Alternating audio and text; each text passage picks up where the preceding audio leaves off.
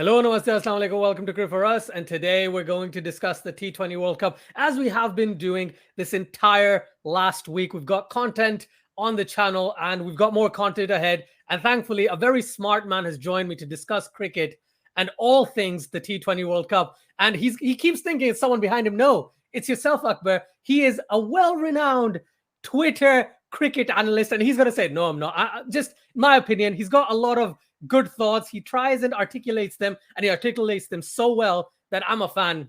Akbar, how you doing, man? Actually, that's very kind of you to say. Welcome, Sam. Thank you so much. They're really, really kind words. I just try and bring a bit of sarcasm to things and try not to take the whole thing too seriously. But yeah, no, look, obviously been a fan for a very, very long time. And yeah, was up at 3 o'clock last night watching not such a good performance, unfortunately. Yeah, the less we talk about the Pakistan-New Zealand game, I think the better we are for it. So I think it's probably easier if we just talk about the T20 World Cup. We won't even mention New Zealand-Pakistan, the 130, whatever they got for one wicket. I don't even remember, right? It happened, it went. Doesn't matter. I mean, there was a game against Bangladesh, but after that, yeah, no, I don't remember anything at all. Yeah, nothing useful. Completely agree. Let's start off with Group 1. So basically, the Super 12s are split into two groups. Group 1 with England, Australia, New Zealand, and Afghanistan, and Group 2 with India, Pakistan, South Africa, and Bangladesh. We're going to talk about Group 1 first, and let's start off with England. In your opinion, how does England look in this T20 World Cup? There's something missing with England. Obviously, they've just beaten Pakistan, so they're clearly a good team. They beat Australia the other day, so I don't think anyone can deny they're a good team. It's just, I think Morgan to Butler is a little bit of a downgrade just in the captaincy stakes. I mean, Morgan ran the show for England, didn't he? You didn't need a coach, you didn't need anyone other than Owen Morgan and kind of the squad of 15 or 20 players. And we saw in the summer here against South Africa and India, it just wasn't quite the same. They were not. I think Morgan is someone who kind of would favour the extra batsman. Butler goes for an extra bowler. He's possibly a slightly more defensive kind of captain. So look, a really good team. If we're thinking kind of predictions and all that, you'd expect them to get through, but maybe not quite at the heights that they were maybe 12, 24 months ago. I don't know what you think. Oh, no, I totally agree with you. Even though I think England are one of the favorites, and I had this discussion with multiple people, England or Australia, for me, are the favorites to get through into the final. But with England, even though the Morgan to Butler is a downgrade, the rest of the team is coming up and is doing pretty good. Even the younger players, you bring in Harry Brook, you look at how Ben Duckett performed, well, kind of young, if you know what I mean, right? Ben Duckett played against Pakistan. You don't really have super pace, but you have Mark Wood who covers off most of the pace kind of side of things. And then you have the variation of someone like Reece Topley and even Sam Curran. Sam Curran bowled really well against Australia. So I think England still looks good, but I agree. In terms of the captaincy, you can see a drastic change in the way they kind of approach the game. If you had to pick one player though from England, who would that be? I'd probably say Harry Brook. He was probably quite unlucky not to get into the Test team this summer. He was right on the cusp. I think they ended up going with Bairstow. It worked. Bairstow did brilliantly. Obviously, he's not going to be playing in the World Cup. We saw against Pakistan how good Brook is. Kind of a typical modern player, typical modern English player. Anyway, 360 degrees. Doesn't really have a particular weakness against spin or seam. Seems to come in at 5, which, I mean, I'm sure we'll speak about a few teams and weaknesses that teams have at 5. It's not easy to come in at 5 and go from ball 1, but he's pretty good at doing that. So I'm really looking forward to seeing kind of a Brook and kind of on the world stage. I guess you would say kind of for the first time. People will know him maybe from the Blast or the 100 and maybe these Pakistan T20s, but he's not. I feel this could be the tournament where he really kind of makes his mark. Yeah, I think it might just be based on what you talked about, and I totally agree. He is that type of player who doesn't seem to have a weakness yet, but we'll find one. I'm sure we will in the near future. Let's talk about Australia, defending champions. It's happening at home. They seem to be confident, even though they think Australia T20 cricket is just a bit of fun. But at the end of the day, they are doing pretty well. Yes, they lost to England, but the way they're approaching T20 cricket, the slight differences in other teams in Australia, what they now have is players like Tim David and Cameron Green. Even Matthew Wade finishing games off is really, really useful for them. Power hitters, apart from England, obviously, England's just another level in terms of aggressive approach. But for Australia, this is a well-rounded Australian setup. How do you feel about Australia in this year's T20 World Cup? If we're looking at things dispassionately and we're putting aside our kind of allegiances towards Pakistan, obviously, I don't think you can look past Australia for winning the tournament. I mean, it's in home conditions. Yes, conditions vary across the country, but most Australians know kind of what's going to happen at Sydney, what's going to happen at Brisbane. They've got, again, the only weakness I see with Australia is their death bowling. Up front, they're absolutely fine. You know, you'd love to have kind of Stark and Hazelwood and Cummins, but that none of them have done particularly well at the death. So they might be one of those teams that have to make up for death bowling by getting a few extra runs. And of course, you've got the likes of kind of Tim David coming into the team. We know all about Stoinis and Wade from last year in that semi-final that we'll try not to talk about during this show. And I'm fascinated to see what they do with Steve Smith. He feels like he's kind of being very slowly inched out of the team. Yeah. But he's a big part of that kind of leadership group. It's an interesting one. It's almost feels like kind of Smith's berth is green to an extent. Obviously, Cam Green, I don't think he has even made their squad, but he's done really well in these kind of warm-up games or warm-up tournaments. So I'm interested to see if Smith sticks to his kind of game, which is to almost be a bit like Barber and how Joe Root used to be in England's T20 team, or whether he tries to be a little bit more dynamic with his stroke play. Yeah, it's going to be a nice change of pace if he does change his approach, because the rest of the Australian lineup pretty much has that go get him kind of attitude. So maybe some sort of sanity in there is quite helpful from an Australian perspective. Plus, Aaron Finch, he recently got some runs, but prior to that, he hasn't looked good. This is his farewell T20 tournament, T20 World Cup, sorry. So it's going to be a lot of interesting things happening, especially after the World Cup. If you had to pick a player from Australia, who would you pick? Smith is the one. I'm just fascinated to see, because he seems again, I don't watch every Australia game, but he seems quite out of place in that T20 in that T20 team. When you think of kind of Finch and Warner and Maxwell and Stoinis and Wade and Tim David obviously now, you're kind of thinking of players that are striking at 130, 140 plus. And then you've got Steve Smith, who tends not to do that, who will tend to be 12 off 12, and who's perfect for a 130, 140 run chase. There's no one you'd rather have anchoring that. But if you've got some flat pitches and there's a target of 220 to get, I'm just very, very intrigued to see how he does in this tournament. Yeah, it could be similar to how England utilized Dawid Malan, sending him at 7 or 8 a couple of nights ago, which was hilarious. But it seemed to work. A return to the lower order for Steve Smith, yeah. Love it. Right. Okay, next team I want to talk about is New Zealand, a team who hasn't played cricket in a while, right? We don't know if they've played any sort of cricket. But New Zealand are last year's finalists, though they have been in a lot of ICC tournament finals over the course of the last, let's say, 6 to 7 years, but unfortunately haven't won it yet. Apart from the World Test Championship, but different format. I mean, in terms of white ball, how do you see New Zealand going in this T20 World Cup? Yeah, I don't think they're quite as good perhaps as they were 12, 24 months ago. Williamson's an interesting one with it when it comes to New Zealand, because again, he's had this kind of niggling injury. He's missed a lot of cricket. We saw him, we'll have to admit to watching these Pakistan New Zealand games now. So we saw him, of course, the other night playing against us. He looked kind of pretty out of sorts. That's not again, I don't watch every IPL game by a long shot, but I don't think he had a particularly good tournament there. So I'm not sure about New Zealand. I feel like they're kind of their middle to lower order as well doesn't kind of quite fill me with confidence. The likes of Bolt and Southey have their best days behind them. Lockie Ferguson's injured or got a niggle at the moment. Milne's got a bit of a niggle at the moment. So I think New Zealand. I mean, I would say maybe it's New Zealand versus England for kind of that who's going to join Australia in the next round, and I'd probably put England just ahead of New Zealand. Mm-hmm. And if you had to pick a player from New Zealand, because you mentioned Kane Williamson, but the thing is, right, he's not looking that good. Even today, he didn't really play for that long. He scored like 9 off 9 or something like that. I can't remember. But his inclusion in the side wasn't as important as someone like Devon Conway or Finn Allen, or if Martin Guptill returns and they want to play him, then Martin Guptill. So who would you pick from a New Zealand standpoint? I'm going to go with the bowler. So I'm going to go with Trent Boult, simply because, I mean, he's a brilliant bowler, unless he's bowling against Barber, who's obviously got his number.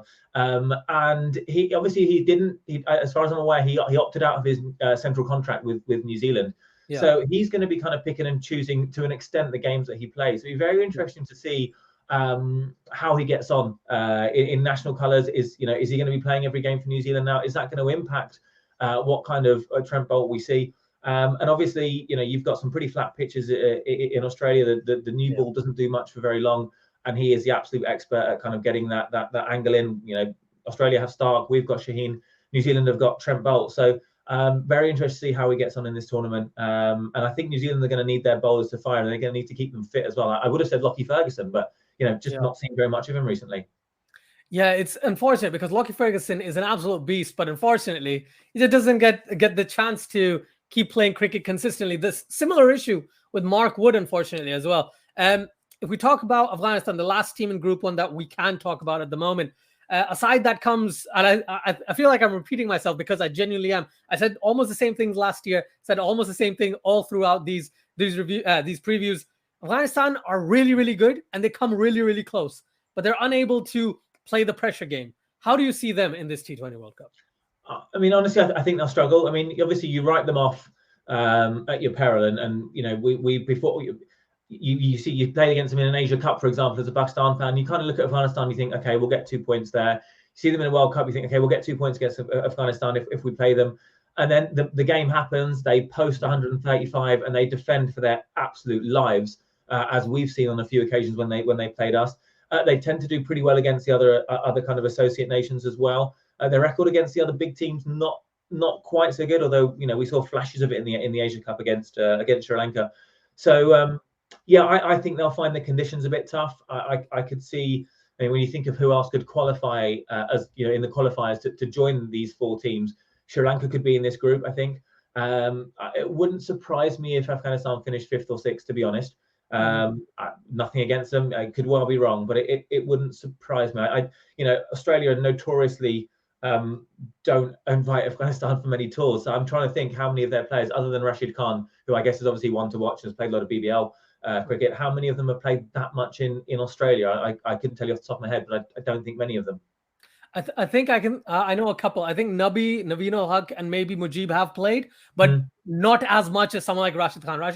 And I'm going to assume you mean Rashid Khan as your player to watch out for, obviously, as well. But in terms of experience in Australia, Rashid Khan does seem to have the most experience in Australia. And he, in a way, it's similar to how Haris Rauf was kind of found in Australia. Rashid Khan was kind of found in Australia as well, wasn't he? Absolutely, and he is world renowned, and teams don't take any chances against him. They're generally happy to get 23, 24 off his 4 overs. That means that if Afghanistan can go big at the top with their batsmen that usually kind of come out all guns blazing and get a total of 160, 170, you take away Rashid Khan's 4 overs to 24, and they've got a real chance. It just depends on whether their batsmen can fire. I can see their batsmen struggling in those conditions.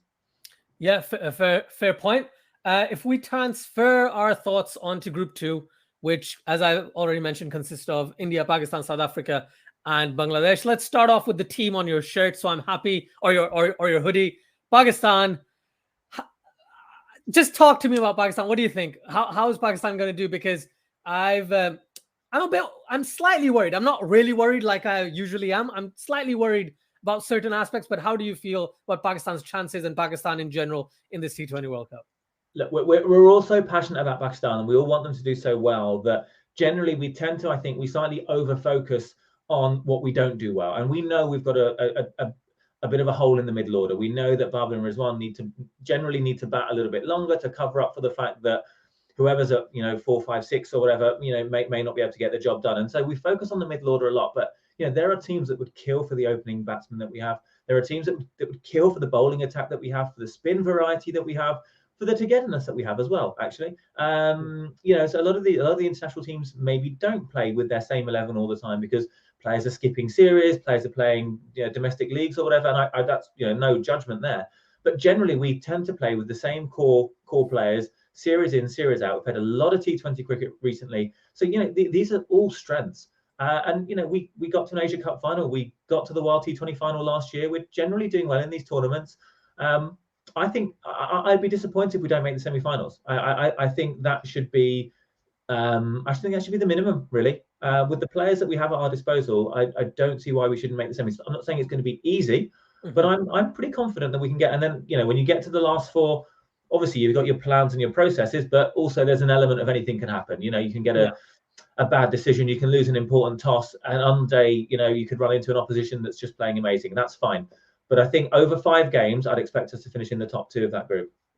No, fair assessment that. And if you had to pick one player, because I know many people argue the fact Rizwan, Babar, Haris Rauf, Shaheen Afridi, because hopefully he's now fit, even according to the PCB, and Shaheen Afridi actually tweeting as well earlier.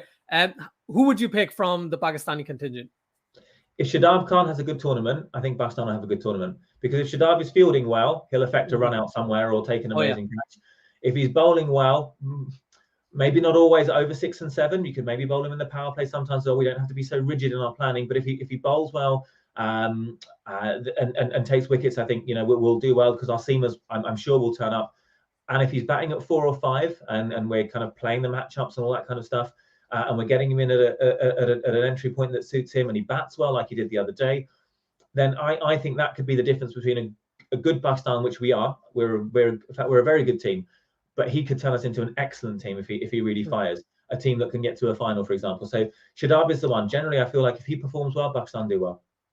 Yeah, I'd say in terms of fielding, I wholeheartedly agree with you. He offers that extra bit of atmosphere within the team, that camaraderie. And on top of that, his fielding efforts in general are just fantastic. Genuinely, the best fielder Pakistan has, like, no doubt at all. Even though, everyone drops catches, right? No one needs to remember anything. Everyone drops catches. But, like, you have to realize you have to play the numbers, right? Even Ravi Jadeja, considered the best fielder in the world, dropped like 5 catches in this one IPL season in like 6 games. So everyone has those kinds of seasons. But Shadab Khan, 100%, I totally get where you're coming from. I mentioned Ravi Jadeja, so let's talk about India, right? Obviously, I was going to say Bangladesh and then kind of confuse you. But let's talk about India. India, a side that happily chooses to play one team in Australia and chooses to play another Indian team in India, and then still win. So how do you see them going about doing this? On top of that, they haven't decided their full 15 yet, because they only took 14 players with them. So how do you see their entire tournament going?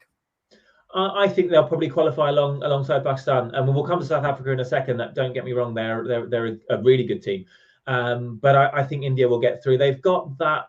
Other than the World Cup last year was a bit of a disaster for them, and it was a little bit of a tipping point. Obviously, there were changes made to their to the captaincy. There were changes made to how they play T20 cricket. And if you see the way they were played over against England in the summer, even in some losing causes recently against Australia and South Africa, then they're less worried about building that platform like some teams are. And there's not one right or wrong way to play, but you can see India are a better T20 team than they were last year. So I can see them getting through. And if we're thinking of kind of one specific player, yes, there's the obvious one, Kohli, Rohit Sharma, etc.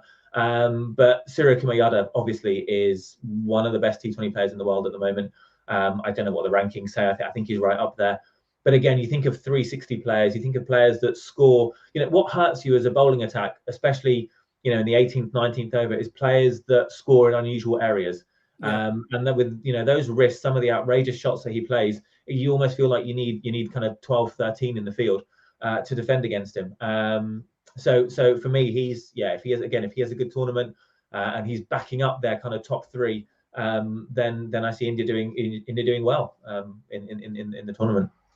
Yeah, I think Surya Kumar Yadav, genuinely, he's been playing cricket in India for over 12 years, right? I think he debuted like 2008, 2009 domestically. But how he's able to channelize his entire learning from the past 13, 14 years is fantastic. And how he's doing it in international cricket is something that I kind of do marvel at. And you mentioned the rankings. Just if we take all the numbers away, in terms of his actual way of playing T20 cricket, he's definitely one of the best best T20 batsmen in the world. And on top of that, he is in the top 3. But I genuinely call that as, that's a ranking. But you also have to see the way a player plays the game. It's not just about the ranking and how he's scoring runs and unusual areas. 100%. He has that ability that AB de Villiers had, right? It's kind of like that for sure.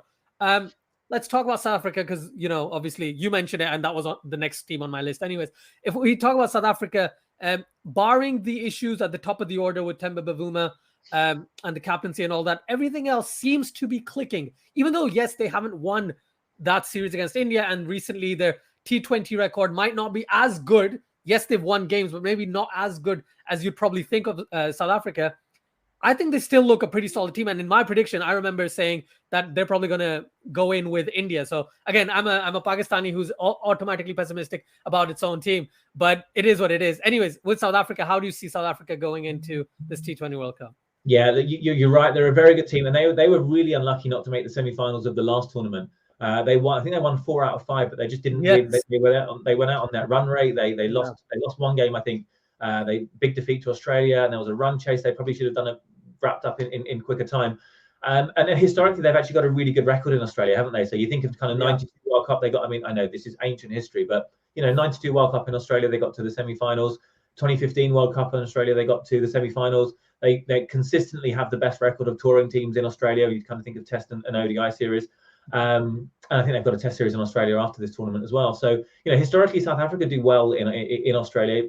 I guess you could say the conditions probably help them. I don't know where all of their matches are, so maybe need to look that one up. I think we've got them in Sydney, although don't quote me on that one. So I think South Africa, I've said Pakistan and India will get through, but it's not going to be easy. I think South Africa will beat Bangladesh. I think they'll beat the other 2 qualifiers. So it's going to be that little mini league between Pakistan, India, and South Africa, kind of to see who gets through. So they'll be right in the mix. I think, having had a couple of quiet tournaments prior to the last T20 World Cup, where they weren't really kind of doing so well. You think of 2019, they were pretty poor. I think they're going to be right in the mix to get through. And obviously, as I've said, if one of us or India doesn't get through, I think it will probably be South Africa. And then again, in the knockouts, you never know, so long as the C word doesn't come up. Absolutely love that. Right. If you had to pick a player, though, if you had to pick one player from South Africa, who would that be? Yeah, so I feel like this guy started playing even when I was about 12, and that was a very, very long time ago. That's David Miller. Because he's really come back into form again. From memory, I think he had a decent IPL, but again, don't quote me on that one. But he has really turned into the finisher that they've kind of wanted him to be over the years.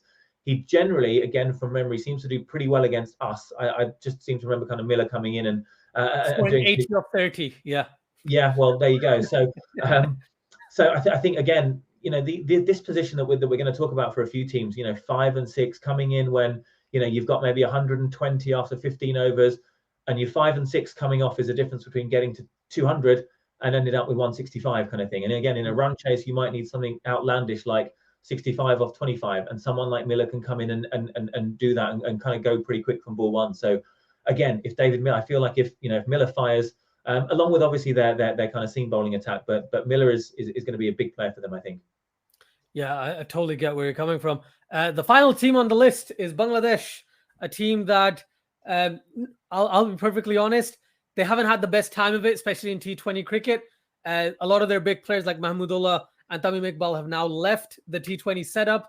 Even Mushfiqur Rahim, I forgot about Mushfiqur Rahim, right? They only have one of their big names left. And then in terms of the bowlers, they've got Mustafizur Rahman and Taskin Ahmed and, some young guys there, yes, but they don't look like the gelled up unit that you would expect or you would want Bangladesh to be, especially based on what you earlier said as well, that, it looks like that 3 that we've already talked about in Group 1, it's going to be one of those 3. It doesn't seem like Bangladesh. So do you just genuinely think Bangladesh is not going to do really well? Or you think because the other teams are much better and in better form, they'll probably do better?